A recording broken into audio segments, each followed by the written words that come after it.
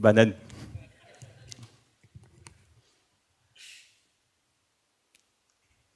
Mon rêve, c'est que ce régime de bananes puisse se retrouver dans la salle d'une cantine. Que les enfants puissent la manger à leur guise. Moi, je m'appelle Gabriel Viennois et j'ai été élevé entre le camembert et la banane. Je cuisine depuis tout petit avec mon père. Lui, c'est un Normand, un franchouillard, une fine gueule, Monsieur Festin en quelque sorte. Il met de la crème partout, dans le poisson que l'on pêche, dans la viande que l'on chasse, et il aime surtout le beurre avec le pain avec le beurre. Avec sa grosse voix, on l'entendait dans tout le quartier. Les enfants, à table! On se précipitait pour manger. On s'est toujours régalé. Ma mère, elle, est polynésienne. Avec elle, c'était plus simple. Manger coco, bouillir le taro, frire le manioc. Elle me chantait quand j'étais petit J'ai faim, je veux manger de la banane. J'ai soif, je veux boire de l'eau de coco. Ok. Cette phrase, cette chanson, prend son sens pour moi aujourd'hui. C'est comme ça que je suis devenu cuisinier, et pas chanteur. Il y a quelques années, lors d'un voyage à Tahiti, j'ai rencontré mon oncle, m'a chuchoté à l'oreille. Gab, ce n'est pas l'environnement qui nous appartient, c'est nous qui appartenons à l'environnement. Cette phrase, je ne l'oublierai jamais. C'est dans ce sens que j'ai ouvert mon restaurant, ici, au beau milieu du Pacifique, en Nouvelle-Calédonie, mon pays d'adoption. Commencer par l'environnement culturel, l'environnement comestible. C'est dans ce sens que j'ai monté mon restaurant. Il y a une diversité dans les cultures culinaires en Calédonie. On peut parler des Kanaks, les Wallisiens, les Polynésiens, les Asiatiques. Et j'essaye de mettre tout ça en couleur dans les assiettes de mon restaurant. Le menu, totalement flexible, change en fonction des produits de saison, de ce que nous trouvons sur le marché, en fonction de ce que nous amènent les pêcheurs et nos producteurs. Ce n'est pas le menu, ce n'est pas la recette qui dicte l'ingrédient. C'est l'ingrédient qui dicte la recette.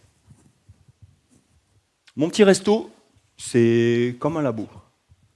On cherche, on teste, on applique des recettes. Des recettes qui sont bonnes pour l'environnement, qui sont bonnes pour l'humain, et qui procurent du plaisir. Des recettes bénéfiques. C'est tout le concept que je défends. Le concept est simple. Les bons produits, les bonnes personnes, et tout le monde doit être gagnant. Les personnes qui la produisent, les personnes qui la servent, les personnes qui la cuisinent, et enfin, les personnes qui la mangent. Prenons l'exemple de la citrouille. C'est un ingrédient bénéfique par excellence. En beignet, les pousses, les fleurs sont un vrai régal. Grillé avec du pistou, c'est ma préférée. L'avez-vous déjà mangé cru, râpé? Elles sont moins chères que les carottes importées d'ailleurs. Et en dessert, en gâteau, façon carrot cake, avec une petite crème passion. Alors là, c'est une tuerie. Depuis 7 ans, je sillonne le pays, au gré des formations que je dispense, dans les tables d'hôtes, les gîtes, les cantines. Et en immersion, j'ai redécouvert la beauté des produits locaux. Il y a une façon de cuisiner avec les gens et les produits d'ici. Et c'est ça mon projet de vie. Valoriser, mettre en avant les ressources locales par le biais du prisme recette bénéfique. Mais il y a un problème. 85% de ce que nous mangeons sur le territoire est importé. Mon ADN s'agite. Et une petite voix me dit « Gab, si tu dois faire quelque chose pour ta communauté, fais-le à travers Recettes Bénéfiques. J'ai eu envie de changer d'échelle, sortir de mon restaurant, partager ce concept au plus grand nombre. Et si on s'en donne la peine, les résultats sont là. Je rends régulièrement visite à mon maraîcher, et la dernière fois, j'ai embarqué mon chef de cantine, un chef de cantine avec qui je travaille en formation. Et on se promenait dans le champ, et il y avait des grosses courgettes. Et je lui ai demandé, mais tu fais quoi avec ces courgettes? Ah non, Gab, de toute manière, elles ne sont pas uniformes, les supermarchés n'en veulent pas, j'arrive pas à les vendre. Et là, le chef de cantine, il m'a tiré sur le bras, il m'a dit, moi, ça m'intéresse. Je dis, écoute, demande-lui. Donc, en fait, j'ai pris machinalement une courgette, je l'ai cassée, je l'ai goûtée. Rien à dire, le goût était sublime.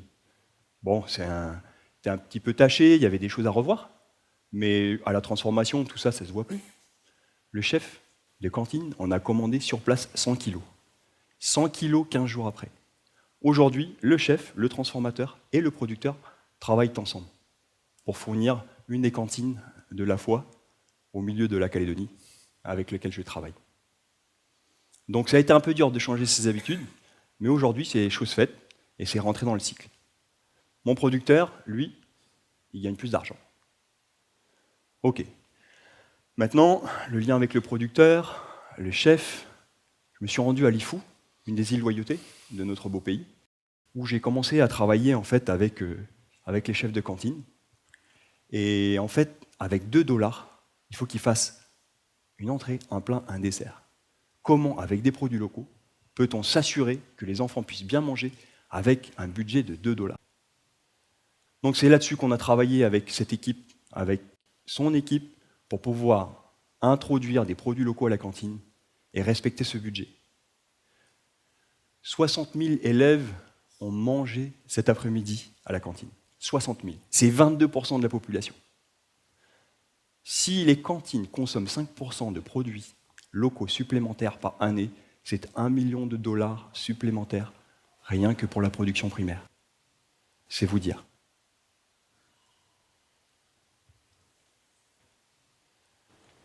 On s'est rendu compte, malgré la connexion avec les producteurs, avec les chefs, tout le monde était partant, que les élèves, par moments, boudaient les produits locaux, auxquels ils n'étaient plus habitués. Et c'est pour ça qu'on a décidé d'intégrer, dans des projets pédagogiques, les élèves. C'est-à-dire, en fait, ils sont venus cuisiner avec nous, on a fait les menus ensemble, on a expliqué un peu ce qu'étaient les produits, on a été rencontrer des producteurs, et on a commencé, en fait, à co-créer, à travailler ensemble sur les recettes. Je peux vous dire que quand ils ont servi leurs camarades le soir avec ce qu'ils avaient préparé le midi, c'était le grand sourire. Et moi, quand je pars après une formation, je vois tous les enfants venir je vais devenir chef, je vais devenir chef ». Et du coup, en fait, il y a des projets pédagogiques qui se sont montés avec la directrice de l'école, et les élèves vont aussi à la rencontre des producteurs. On met du sens sur ce que l'on mange. Alors voilà, à travers 3 petits exemples, c'est ça le concept de recette bénéfique à grande échelle. Utiliser des bons produits, travailler avec les bonnes personnes, et toutes les parties prenantes sont bénéficiaires. Et surtout, le client final. Donc voilà. Moi, dans tout ça, en fait, je me rends compte que j'active un réseau, je mets les gens en relation. Des gens qui ne se rencontrent pas forcément, entre filières, entre secteurs. Le simple fait de mettre 2 chefs dans une cantine, à travailler ensemble, de 2 cantines différentes, ils se partagent les recettes, les astuces, et c'est comme ça qu'on arrive à intégrer plus de produits locaux à la cantine. Maintenant, le travail ne s'arrête pas là. Qu'est-ce qui se passe après l'assiette? Donc on était du champ à l'assiette, avec toutes les parties prenantes, le producteur, le transformateur, le cuisinier, l'enfant. Qu'est-ce qui se passe après? De l'assiette à la santé, de l'assiette à l'environnement.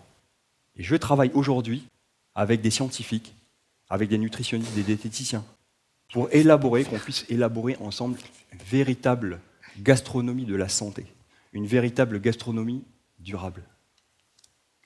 Un jour, j'ai eu une conversation avec un docteur tongien, un monstre.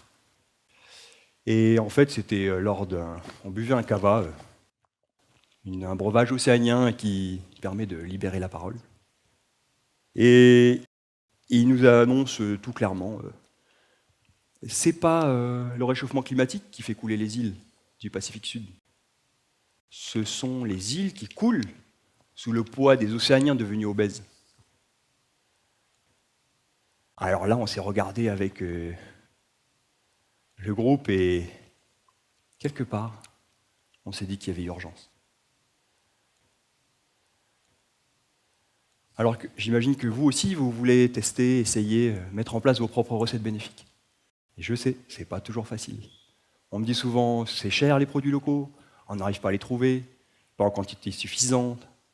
Bref, c'est vrai que je comprends aussi qu'on puisse être intimidé devant un ananas. C'est quoi ce truc-là? Comment je vais l'éplucher? Donc, ok, on a pensé à vous. Et dans un futur proche, on va mettre une plateforme numérique en place pour en fait vous partager des informations pertinentes sur la nutrition, où acheter des produits, comment les travailler, des tutoriels, des vidéos, des informations simples, digestibles, pour que vous puissiez, vous aussi, avoir des armes pour pouvoir utiliser ces produits locaux. Il y a un ingrédient que vous allez pouvoir consommer sans modération, la patience. Et il y en a un autre qu'il faudra utiliser avec parcimonie, le scepticisme. Alors, dans ce smartphone, j'ai un nombre incalculable de contacts de tous les maillons de la chaîne, du début jusqu'à la fin. D'ailleurs, je crois qu'il y a un peu trop de monde qui m'appelle aujourd'hui, mais en tout cas, des producteurs, des petits, des gros, je suis dans l'agroalimentaire aussi, des industriels, des transformateurs, des nutritionnistes, du transfert technologique, des scientifiques, ainsi de suite. Voire des clients qui sont eux aussi maintenant intéressés pour apprendre à travailler ces produits locaux. Et la bonne nouvelle, c'est qu'on a la banane. Depuis la nuit des temps, les recettes nous font vivre. C'est elles qui nous alimentent. Et ce qui m'amuse beaucoup, en fait, au travers de recettes, des recettes simples, c'est qu'elles ont un véritable impact. Un impact sur notre santé, sur notre bonheur, sur notre environnement et sur les générations à venir. Merci.